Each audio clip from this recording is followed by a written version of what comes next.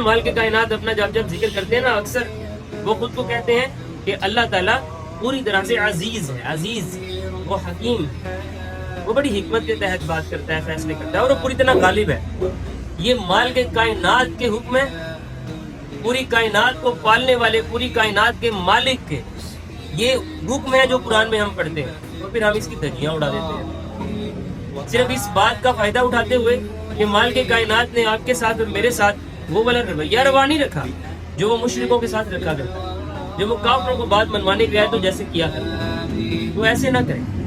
مالک کائنات کا اگر دم بھر ہے زبان سے، پھر عمل سے بھی پوری طرح سے ثابت کیجیے۔ یقین کریں یہ چند لمحے، چند سال، چند ماہ کی زندگی ہے، جیسے یہ زندگی ختم ہو جانی ہے نا، اس کے بعد جب آپ نے اٹھنا ہے پھر اسے عملہ سے ہونے نے نبیڑے، کسی نے تیری ذات پوچھی، پھر یہ باتیں چھوٹی رہ جانی ہے۔ آپ کون ہیں، آپ کہاں کے باشندے ہیں، آپ کون صاحب ہیں، آپ کس نبی کے امتی ہیں، نہیں، تب بات فرما برداری پر ہے